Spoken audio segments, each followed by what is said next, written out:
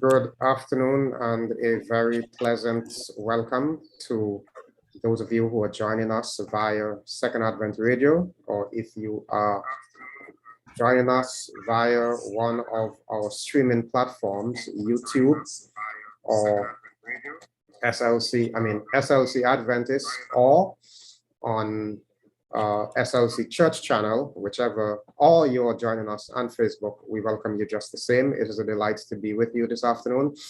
We are here for another edition of Let's Talk. And as usual, we are discussing very meaningful and important subjects.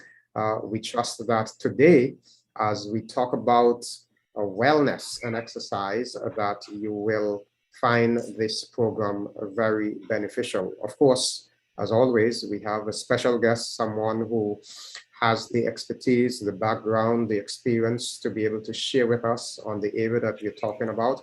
Before we introduce our special guest, however, we'd like to invite you to bow with us for a word of prayer.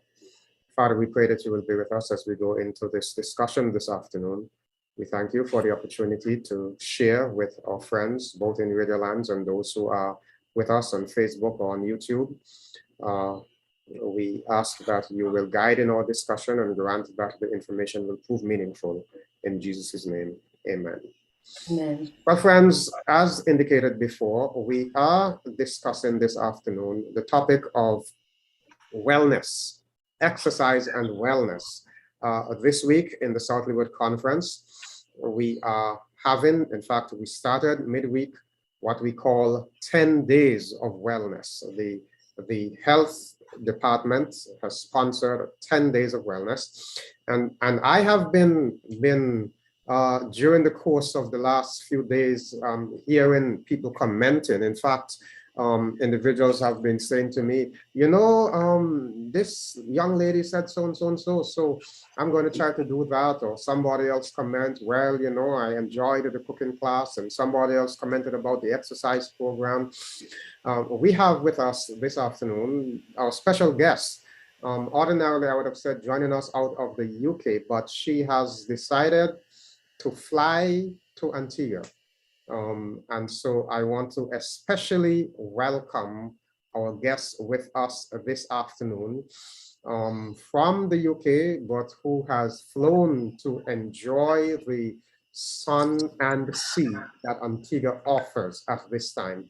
We are so delighted to have with us Mrs. Eugenie Burton. She is a life, did I say it right? Lifestyle coach.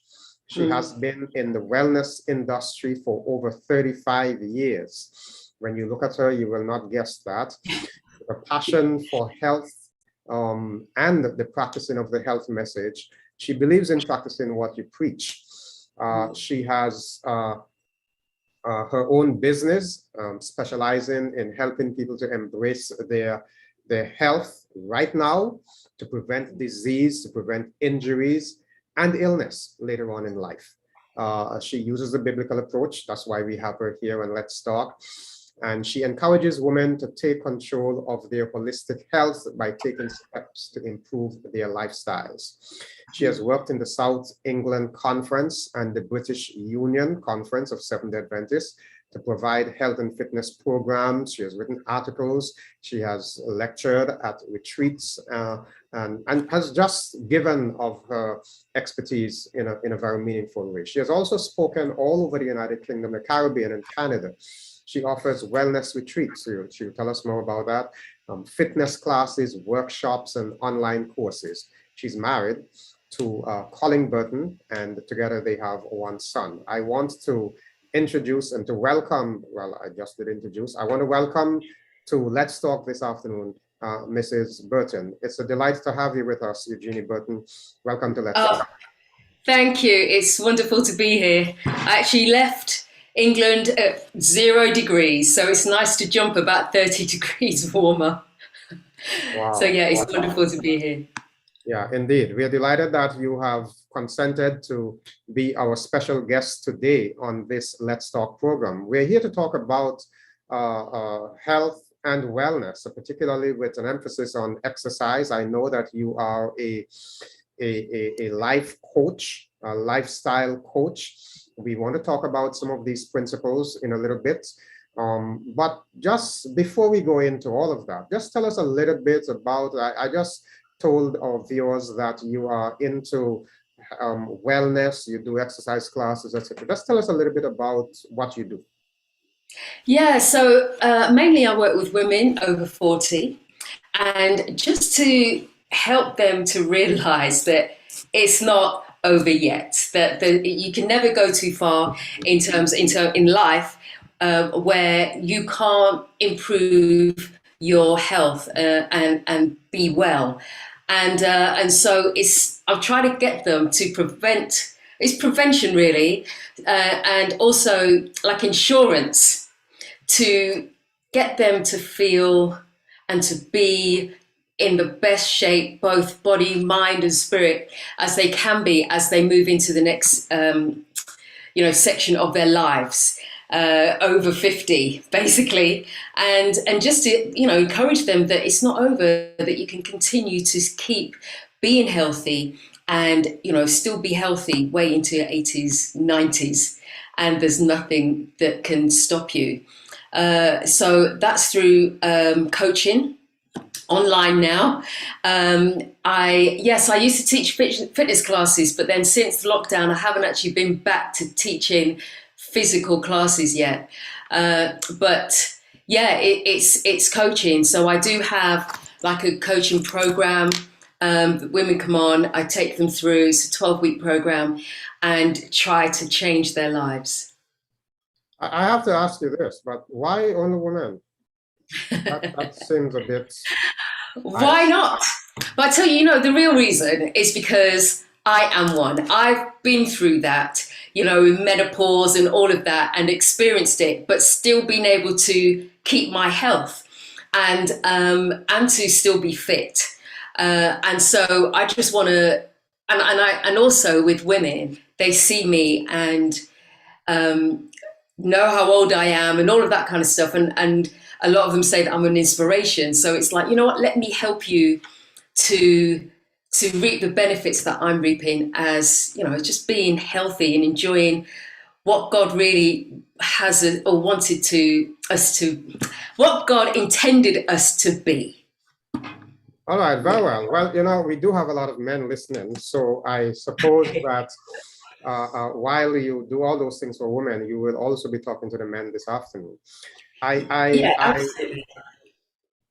Sorry. Yeah, and just saying that, yeah, absolutely, and just saying that, really, the principles, like other than menopause, right? But the whole principles of health just relate to both. We're all human, and this is what God created us, and this is what God has for us. So yes, it works for both.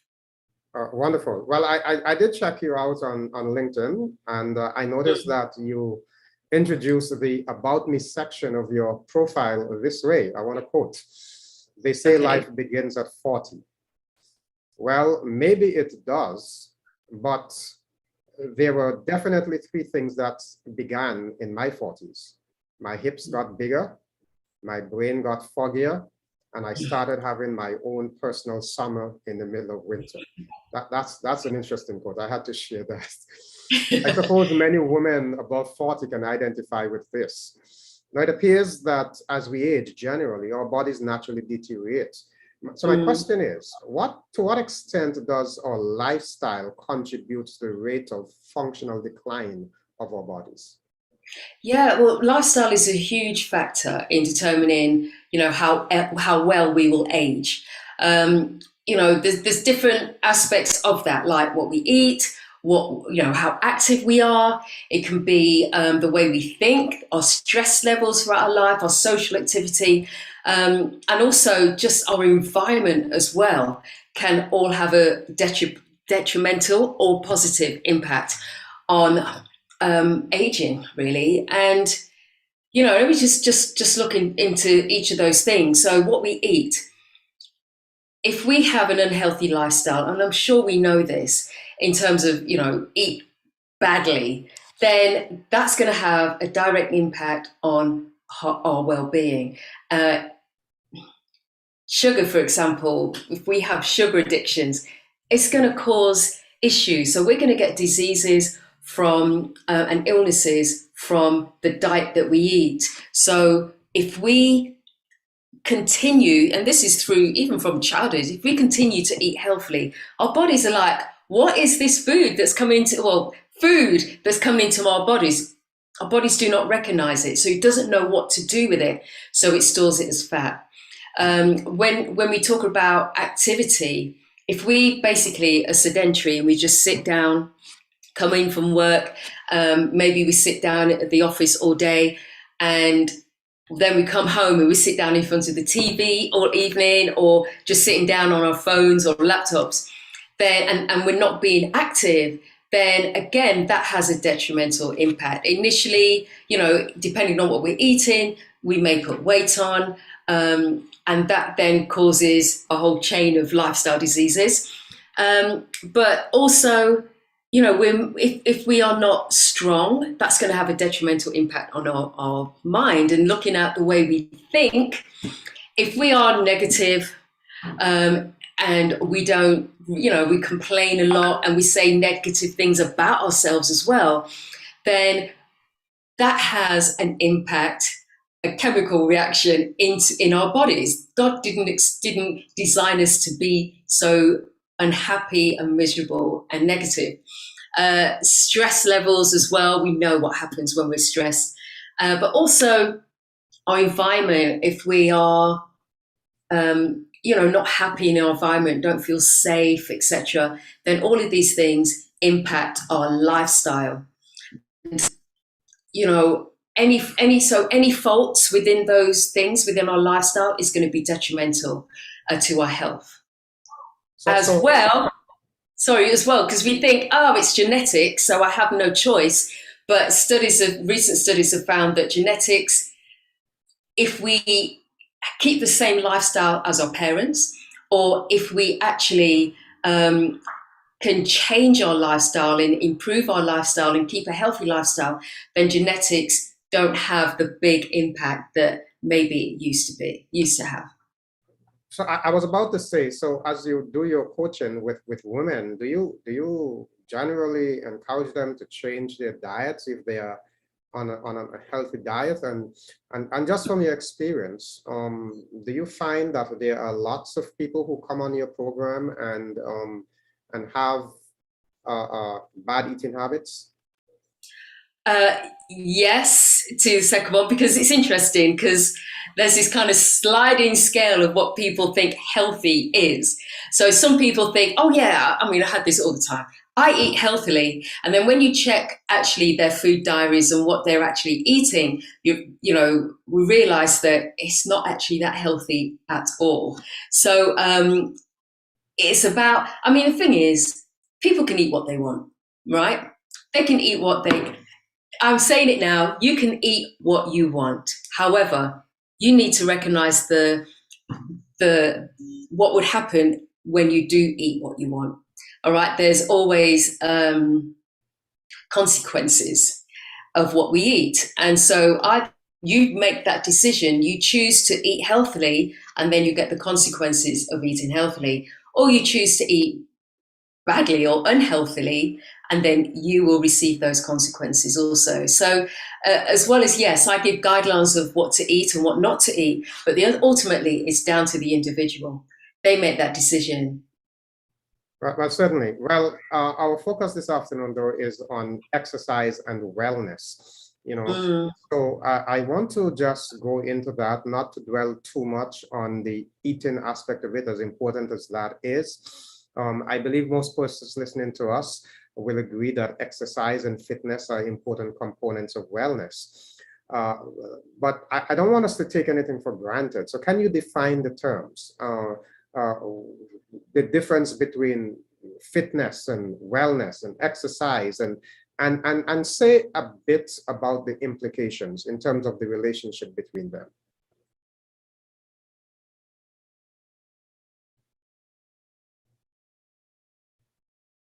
Sounds like you lost me there, or?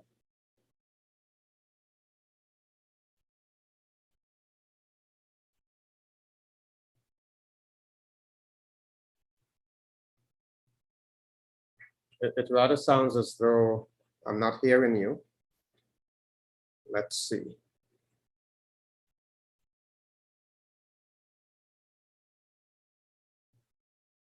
Okay, for a moment, we have lost our guest. I believe she will rejoin us in a minute. We have been speaking with Mrs. Eugenie Burton. She is a lifestyle coach and is here with us to facilitate a special program we're having called 10 Days of Wellness. Okay, Miss Burton is back. I'm so sorry there. I'm so sorry. I don't know what happened there. It was like... That's okay. Sometimes in Antigua, we do have internet challenges. And this seems to have been one of those occasions. I'm not sure you heard my question. You were talking about exercise. Yes, and I was saying that just for the benefit of our listeners, if you could explain the relationship and difference between the terms that I use. I spoke about exercise and wellness and fitness, and I wanted you to distinguish and to talk about the implications of the relationship between the terms.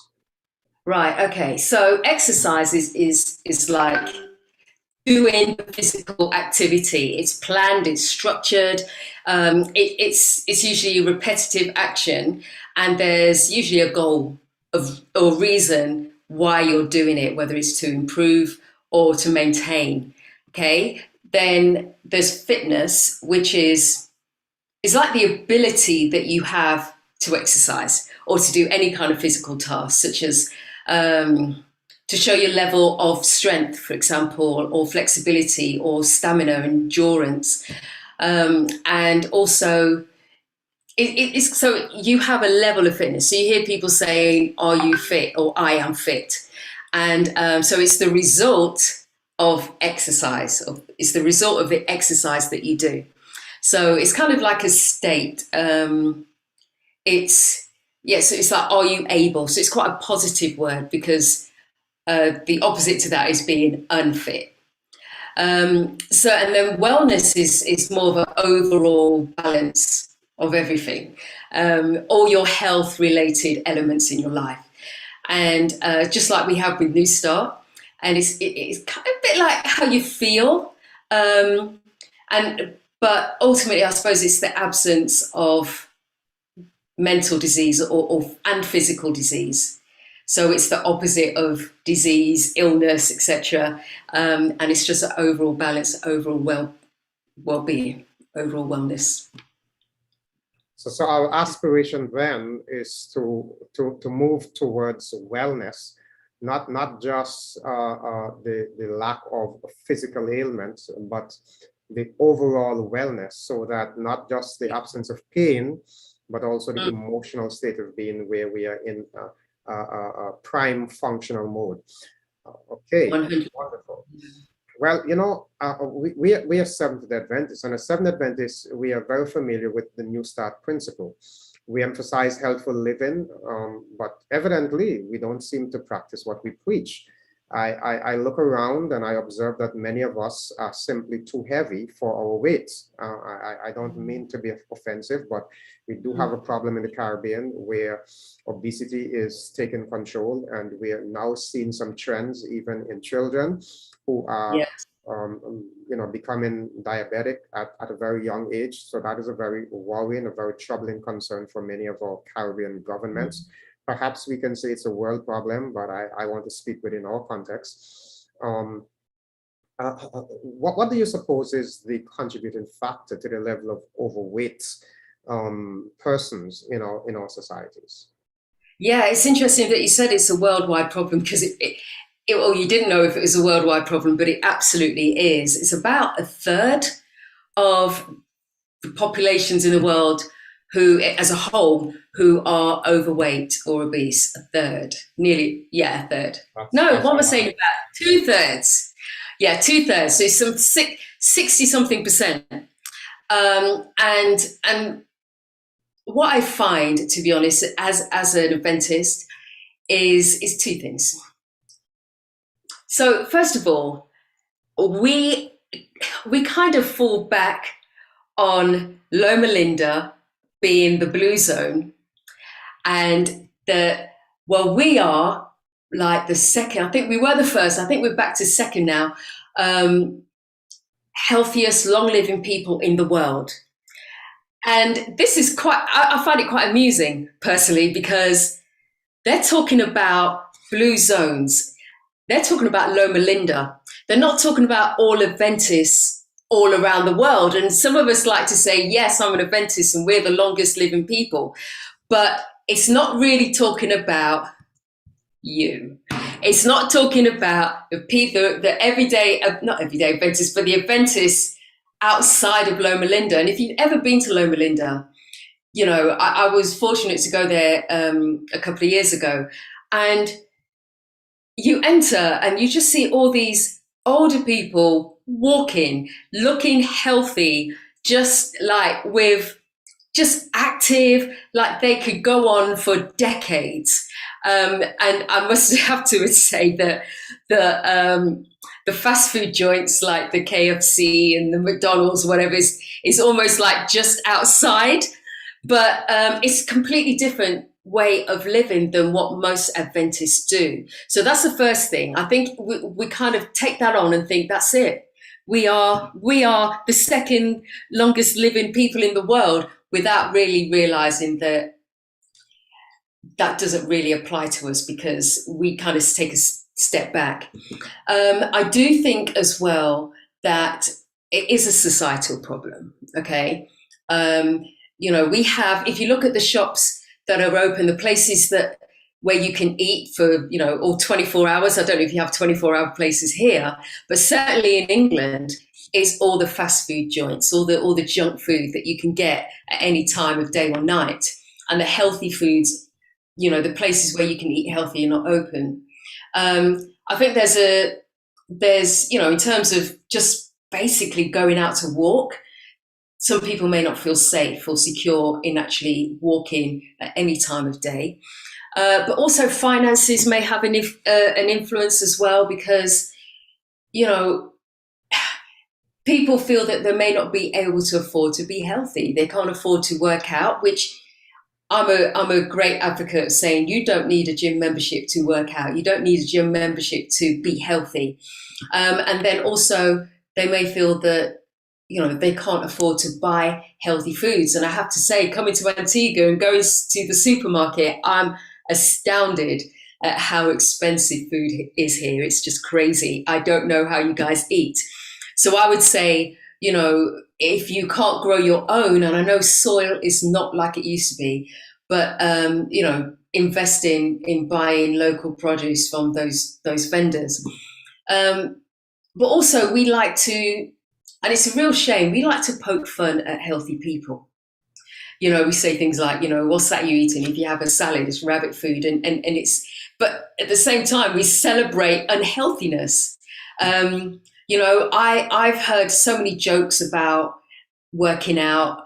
You know, people say things like, well, I need my food, I need my meat, you know, and they pile up their plates with big food. And if you don't eat that way, then it's like, you know, you need to eat more, you need to put on some weight, etc. And then the other thing, which I just find it actually has a spiritual element to it, is we kind of have things backwards. So we'll say, oh, have a treat, and that treat is something unhealthy. But how can it be a treat if it's unhealthy? And so we look at bad stuff as, you know, having something, you know, hear people say, oh, I've got a sweet tooth. And it's like, no, you don't have a sweet tooth. You have a sugar addiction. Hopefully I'm not upsetting anybody here. This is all in love, okay? But, you know, we identify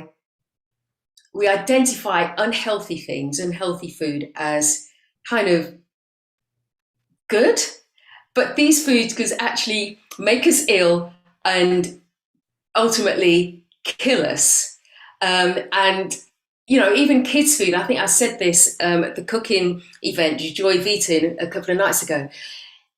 With kids' food, it's like on the menu at any restaurant. It's pizza, it's burgers, it's chips.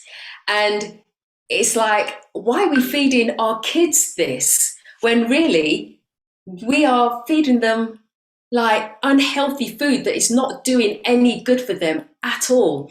I remember when my son was, when he was a baby and growing up, and I decided I was not going to give him sweets. And people were saying, that's cruel. How can you not give a child sweets? It's cruel. And it's like, no, we've got it backwards, right? But think about it, people, think about it. That's a deception. And who does that remind you of? Okay. And the king of deception is there controlling our food industry, making us think things backwards when really, we need to be thinking, okay, what does God want for us? He created us. What does he want us to have in our bodies, and eating that, and again, going through the New Start principles. And we just go through the New Start principles just in case somebody's hearing that. But just before that, because I wanted to go back to your earlier comment on the blue zone, the Loma Linda blue zone area thing there. And you indicated that, when you enter there, the environment seems to be somewhat different. There are all these older folks who are walking, who are exercising, etc. And here's my comment, because it is true that our supermarkets and choices in the Caribbean are impacted by economic trends, etc. However, as Seventh Adventists, we have a health message. We have had a health message for years. It to me is a matter of choice, and it is a matter of how we condition ourselves. The orientation. I find that, unfortunately, individuals are not willing to make the sacrifice to invest in their health as a matter of principle, so Right. that if let's take exercise. I do not have gym membership. I don't think it is, and I'm not bashing gym membership, but one has to consider what one wants to do. But I do exercise. I go walking every morning. I find the time. I have to sacrifice to find the time to be active, to lead an active lifestyle. And I think it's a simple matter to discipline yourself to say, listen, I'm going to put in my 10,000 steps a day, or if you are just starting, your 4,000 or 6,000 steps a day, or whatever the case may be. And then discipline yourself to eat healthy. For your own good. So Yes. I don't know that and I got your point quite clearly. We can't apply the statistics to all of us because we're not necessarily practicing it, but we can make it happen in we may not be responsible for our neighbor, but we have to take responsibility for our own selves, our own lifestyle. Yeah, absolutely. And it is something that, because our mindset is it. When it comes to exercise, wellness, it is about our mindset. Once our mind is in gear, then it's a lot easier. And sometimes we wait for that motivation to come, but the motivation comes once we start. And so it is a decision. And to be honest, I relate it to our spiritual life as well. So to sin, sometimes we have to battle against sin, and we battle against, doing all the things that, keeping the commandments and doing what Jesus wants us to do. And we know that if you go back to the Garden of Eden, and Satan or Lucifer, he got to Eve through disobedience, but also through appetite. And fast forward to when Jesus was in in the wilderness, his first temptation was turning the stones to bread. Satan has had years of centuries of just fine tuning the whole appetite thing. And so we have to kind of really work to get over that. And one of the things that I always say is, you know what, we have a great commission. And that great commission is to go out to all the world and teach. And, you know, are we able to? Are we fit enough? Are we able to even to walk down the road? And it's like we kind of owe it to ourselves to, you know, as part of our spiritual life, to be fit and to be well and to have good health. And so, yeah, I think we battle against ourselves as well. And there are things that we can do in place with, you know, have goals, set goals, and ask God to help us to get through and to reach those goals. But I'd say take small steps and one thing at a time, but we can get there. And that goes with everything in our life. We can get there with God's help, but we have to take kind of small steps. Some people, yes, can go straight into it, but no, start with small steps and we'll be able to get there. But we have to recognize that, yeah, there is the enemy, and the enemy doesn't want us to be healthy, because when we are healthy, I believe that it's part of worship to God, you know? And so he is trying, this enemy is trying to keep us down, keep us lazy, keep us down. And even Ellen G. White talks about this as well. You know, if we focus so much on our bodies, on our health, and not doing what we need to do, it affects our mind, it affects our spiritual life also. That's a very interesting point that you made there. The whole matter of tying our health to our worship. I really like that point. I want to expand on it a little bit, because I once had a program where I was addressing the issue of how does my lifestyle, my fitness affect my witness. And what I hear you saying is that if I am not fit, I am indirectly witnessing negatively for God. So that's an interesting principle, very interesting. Because, you know, God designed us and created us to be fit people. You know, he put Adam in the garden to work, physical work. That's what we need to do. I mean, although maybe some of our work is not that physical, but that doesn't mean that we don't exercise, we don't do any activity.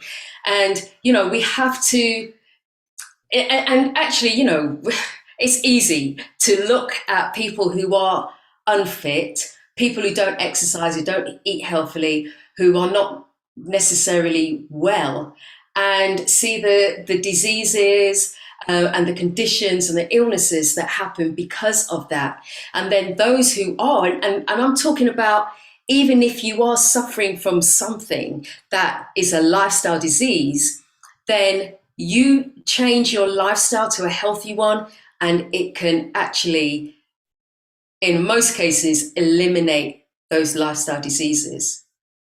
So and that's just the beauty of how God created us. I wanted to jump back to that little quote I read from you, from your social media page there at the beginning of the program. And you mentioned that when you got to 40, you began to notice these subtle changes in your body. I suppose that there are individuals who are listening to us now who may be saying, well, listen, you know, I have good intentions, but at my age, it is just a struggle. And some persons say, for example, I was driving home from church today, and I saw a gentleman who had exited his house. He had no shirt on. And I try not to be critical of people. I don't know their conditions. I don't know if they're using medication that is creating a challenge, but I was just amazed at the size of, you know, what we would say his belly. And some persons would say, this is a result of medication, or it is a result of my age. As I age, the waistline gets bigger. So if an individual like that comes to you and says, listen, I'm struggling to walk because my waistline is so big, I'm carrying some extra pounds. How do you go about dealing with an individual like that? Okay, so, well, first of all, I just want to say it's never too late, okay? And you can get through this. And just to say, I'm 55 years old. And you can still be fit and healthy, right? There's no ceiling to it. There's no like, I'm too old for that. But if you find that you have, got to a place where you feel, whether you're obese or overweight or you're not as healthy as you want to, there is hope. And, in Christ, there's always hope. So this is what I'm saying. It is very closely linked on a spiritual level. And so what I do, first of all, is see where they are now. What are they eating? What kind of activity are they doing, if any? What's their daily life like? What kind of work do they do? And assess where they are now. And then obviously it's always good to have a dream. So where do they want to be? Where do they want to get to? And then we look at how we can get there, and the journey that would be, and what would need to be in place in order to reach there. And, again, like I said, first of all, walking is probably the easiest and the cheapest and one of the most effective exercises that you can do. And we are just a quick little plug. We are walking every morning at 5 a.m. down at the stadium if you're in Antigua, and there's other organised ones around the territories as well. But yeah, it's like that's the easiest thing. But then we also need to look at your food. For most people, they can't just completely switch and change. So what I would say is, okay, so what's probably one of the most dangerous foods that they're eating that they feel that they could actually do without, and try and slowly remove that, right? And then then we look at something else. And again, they may not be able to go into a full-blown exercise program. So then I would say, okay, so assess again, what can they do? And it could be something where it's like, okay, this is what I want you to do every morning. Stand up. If I may interrupt you, my apologies, but I don't want us to miss this point. In fact, I was going to ask you directly earlier on, because I noticed, even on your social media page, I noticed that you have a certain kind of balance. You're not just saying exercise alone or diet alone, and this element of balance. Now, I hear you saying that an individual comes and they want to start exercising, but you're not limited to exercise. And I see this perhaps a little too often.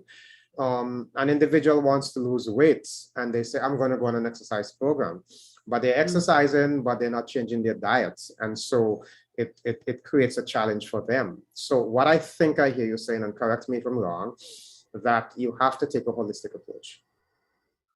Yes, totally. And when we say, holistic, absolutely 100%. And going back to New Start, that is an holistic way of biblical health, isn't it? So now, when we talk about balance, I just want to be clear. That's not a little bit of good stuff and a little bit of bad stuff. No, that's not what we mean by balance. Balance is like, having all your nutrients, macronutrients, micronutrients that you need in your body, and having everything. So you're not just, I'm not a fan of like, low carb, high protein, low fat, that kind of stuff. No, it's like having a balance. So you have everything that you need, but it goes wider than that.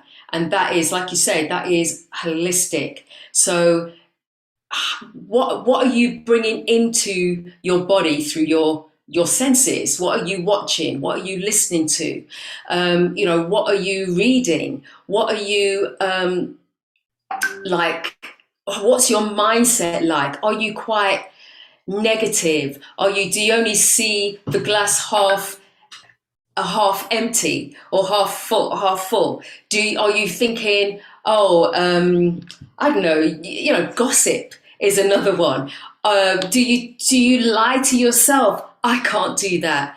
I'm not good at that. That's not for me. That's for somebody else. Oh, it's easy for them. I can't do that. So your mindset is important. And then also your spirituality. Every human has that in them, whether they like it or not. There is an element of worship. Now, whether you're worshiping sport or whether you're worshiping the one true God, there's that in us. And, our things can get offset. Any of those things can get offset, and then we as a whole are offset. So it's about making sure that everything in our life is running smoothly. Now, there may be times when something doesn't, but if we can keep the rest of it balanced, the rest of it together, it can build that up again.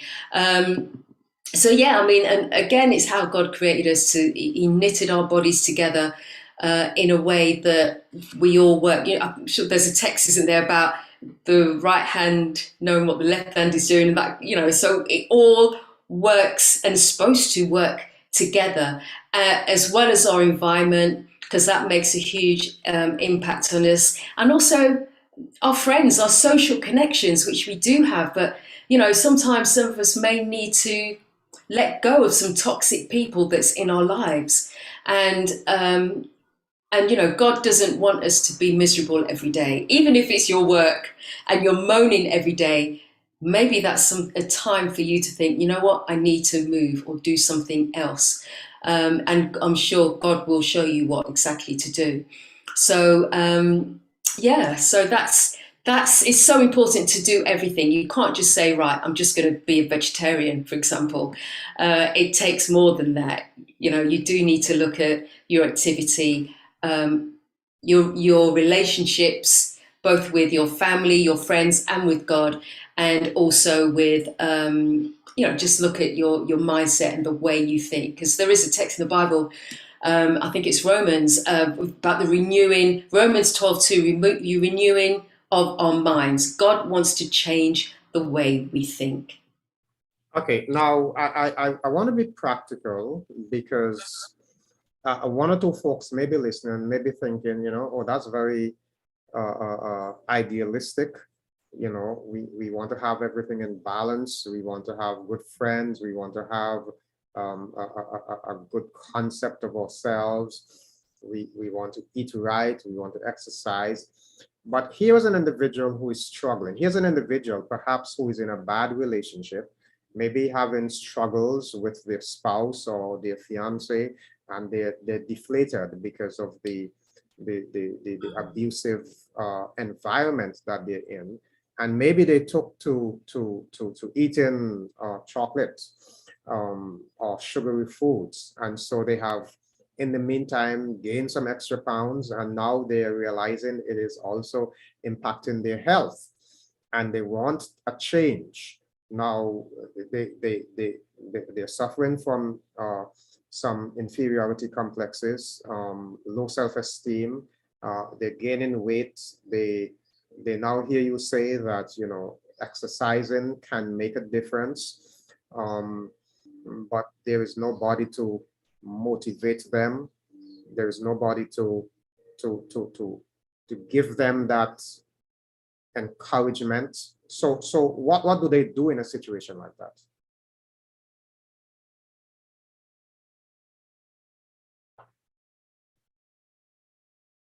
Okay, it looks like we have lost Miss Burton again. We apologize for this. We shall resume as soon as she gets back to us. There seem to be some internet connectivity again. We have been speaking with, okay, she is coming back. All right, you are back with us. Yes, a bit of commercial break. Okay, so that was a commercial break. All right. All right. So I was saying, here is this individual who finds himself or herself in a slum, perhaps an abusive relationship, They don't have that circle of friends to encourage them, so it is a struggle for them. And maybe because of their situation, they started some unhealthy eating habits. So you just mentioned that when we are seeking to make that change, we want to have a positive circle of friends. We want to have good self-concept and be eating right. But an individual who has none of those things going for him or her. Yeah, it's not easy. It's not easy because social connections is really, really important. So what I would say is, first of all, there are places where you can find like group support, right? It is a matter of looking, yes, but you can find group support, and it may be that it could be something as simple as a fitness class. It could be something as simple as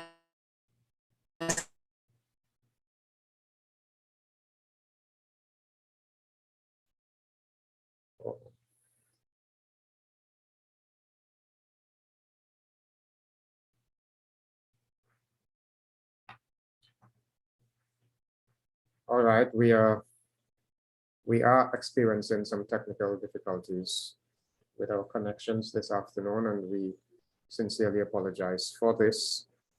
We may have to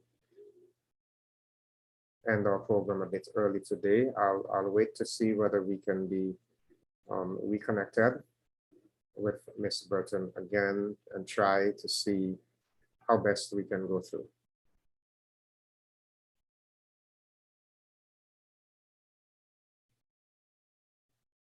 We have lost her completely. Let's see if we get reconnected. Our internet is definitely chopping.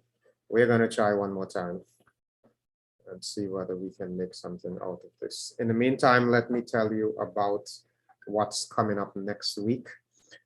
Next week, we have a very exciting program, and we will do our best to make sure that we do not have the connectivity problems. Next week, we're going to be talking about pregnancy. So ladies, next week, you need to be in on Let's Talk. Miss Burton is back with us. Ladies, next week, you need to be in with us because we're going to be talking about pregnancy next week and its impact on your health, and with a particular slant to teenage pregnancy. So we want all the ladies from all over the world to join us next week. We're going to be having OB/GYN expert, and we are going to be sharing some very useful information. Ms. Burton, you're back with us. I am back. Not sure how long for, but I'm back. Sure. Well, I was in nominated committee on Monday night. We didn't have this at all. I don't know what's going on today. All right. We're going to hope for the best, right? And okay. Pray that we go through. So you were responding to the individual who may have these challenging circumstances. Yeah. At the end of the day, the beauty again of how God created us is exercise anyway, regardless of what you do. It's going to release those dopamines. All right. They say that with depression, the exercise is probably one of the best treatments. But obviously, hardly anybody does it. But I would say that, it comes to a point where you have to say, you know what, I need to do this for me. I need to focus on me and get out and do something, and I'm doing these warm-up, these workouts every morning. They only take about 10 to 15 minutes. And if you can, I'd say take a little bit of time in your life every day just to do some exercise, something that you can do that's going to make you feel a bit better to get through the rest of the day. So that's what I would say to that person. Just get moving, get some, try and build some connections with other people. And, what's it called? Meetup.com is one. You can even meet people around the world that has the same hobbies as you. And and just try and do something, no matter how small. You're going to feel better from just doing, even if it's like, right, every day I'm going to do 1 minute plank, you're going to feel better just from doing something rather than doing nothing. And that can build, and it will build. And then hopefully, and also obviously we need to have God in the mix as well. And hopefully that will help them. So for beginners, where do we start? What kinds of exercises? What's the best option? Is it walking? Is it running? Is it swimming? What weightlifting? What do you recommend? Yes. The best option is walking. It's absolutely free. So that's what I would say, first of all, particularly, if you are overweight or obese, start walking. If you think, it's just to get out and you're ticking off several of the new start principles. So that's the first thing I would say. And then I would say that, really what you need is consistency. We're coming up to New Year, and everyone has these New Year resolutions. And statistically, it says that after January the 15th, most people will fail. January the 15th, that's like 2 weeks. So it's about, there's different things you can do, such as writing down every day, I'm going to exercise. Sometimes you have to see it as work. We don't want to get up for work, but we do it anyway. Exercise anyway. I would say start with maybe one exercise. It could be, right, I'm going to do 10 squats. And you do those 10 squats. It could be while you're brushing your teeth. You could get out of your bed, down, say your prayers, then get down into a plank, for example, or press-ups. So start with one exercise and build it from there. Even if you're doing something very, very small, the consistency that you're building is going to be really good for later on in life.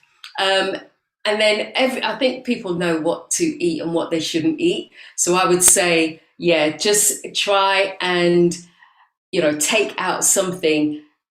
It doesn't have to be every day or forever. You could take it out maybe once a day. We're trying to say we want this weekend to be a meat-free weekend. So things like that you can build in and use your whole family. So the thing we found is doing too much too soon is just not sustainable, and people will just fall off really easy. But if you do something that you can build into your lifestyle, that's the key. It's about changing your lifestyle. Build it into your lifestyle so you don't have to go for a whole hour. Just do a few minutes, and then you'll find that it's more sustainable. You can do this. I would say that with the mindset, get a notebook. Write down what you want to do, what you want to achieve. Write down your goals. Remember Habakkuk 2:2. Write the vision and make it plain. Then also have a look at not only writing down your goals, but have a look at, okay, what can you do? Don't just go and think with no plan. Have a plan. Ask somebody like me and I'll help you to write an exercise program. You can follow YouTube. There's lots of people on there that you can follow those programs. You don't even have to spend money, but get exercising. If you want to start now, come and join us tomorrow morning at 5 o'clock at Pigeon Point. We're going to do a quick little workout and we're going to go for a hike. And the rest of the day. I hear somebody saying, well, the curfew ends at 5, so I can't get to Pigeon Point for 5. So okay. I hope you're beginning at 5:15. As Pastor Sharon White said, like the police will help you once you tell them you're exercising to get there. That's what he said. Now, I read somewhere, I may have read somewhere of this lady. I can't remember her name, but she started, I mean, she has done several marathons. She was very sick, but at somewhere around 70, she started running marathons, and she has run a marathon every year since then. for an old lady who is beginning exercising at such a late stage in life, and she's into weightlifting and that kind of thing. So that suggests that there is hope. But my question really is, let's talk to the older folks, those individuals who are at home now. They may be shutting. They may even have a son or a daughter who has been encouraging them to get out and walk, and they're saying, listen, I have arthritic pains, I can't make it, I don't feel like it. Is there hope for those kinds of people as well? Absolutely, of course there is. You know, remember I said this earlier, it is closely related. You know, there's hope with our spiritual life. There's always hope in Christ, and there's always hope with your exercise and your health and your fitness. And so, I mean, it's interesting you said about that lady. There's another lady called Ernestine Shepherd who started weight training in her 50s and became at 70 something. She became like she did a bodybuilding competition and won. And it's like, and she now is in her 80s and helping other older ladies, just to be fit and healthy. Our muscles are always going to get stronger if we work them. Okay, our heart is always going to be it's going to work more efficiently if we train it. So, but obviously, and this is the difference, we have to change what we do. And for women in particular, they call menopause the change. They call it that for a reason. We need to change what we do. We can't do what we did before. And if we change and adapt, and then we can keep it going. So, I mean, I do like chair exercises as well. So you don't have to be standing up to exercise. And I was listening to a woman just last week, actually, who, because of what she did with her dad, nursing her dad through illness, she started to take an interest in the elderly or the senior adults. And basically, what she's done with them is just amazing. That people who couldn't walk, people who, you know, had aches and pains, that now they can do things a lot more independent. And what we have to do as well is just prepare from now, regardless what age you are, so you can be stronger, because a strong body means a strong mind. You can be stronger as you get older. And so, no, there's no restrictions, but please don't go and just start running a marathon. Take your time, seek help, and find out what you can do for you. And then you will be able to find that you will improve on that. You'll start feeling better. You'll start getting stronger. And you'll find that, you know what, where you were before, you are no longer there. And you are, you know, a lot more, more independent. So no, it's never too late. Thank you so much. Our time has expired. I have been talking with Mrs. Jenny Burton, a lifestyle coach, and she has been sharing some just amazing secrets that can help you position yourself for more effective ministry and just to enjoy your life a bit more. Now, just before we go, if somebody wants to get in touch with you, there are Facebook or some form that they can contact you. Yeah, that's right. So, okay, let me just, another cheap plug here. So if you register for the 10 Days to Wellness, then I will send you an email, you know, just with everything that's happening each day. And then you can email me directly. So anyone that's registered, you can email me directly back. You'll come to me, and then we can talk that way. So my business is called Designed to Live, because I do believe that we were designed to live life, not just exist in it. And you can go to my, I'm all over the internet, Instagram, Facebook, and also LinkedIn, as you know. And also you can just email me at info@designedtolive.com. You can also find me Eugenie Burton on Facebook and so on. So yeah, so please, I'd love to talk to you. Let me know how you are, where you are in your health and fitness journey, and see if I can help you. Happy to give little hints and tips to anyone. Thank you so much. It was a joy talking with you. So listeners, please remember, contact your health director if you are in South Leeward Conference, and make sure you register, make sure you sign up. I have registered. Make sure you sign up for this 10 days of wellness. And remember, next week we have a special feature. Next week we're talking about pregnancy and its impact on your health. And I saw somebody in the chat saying, not just ladies, the men need to be in on it as well. Well, that's all the time we have for today. May God bless you. I'm looking forward to another very meaningful discussion next week on Let's Talk. God bless. Bye-bye.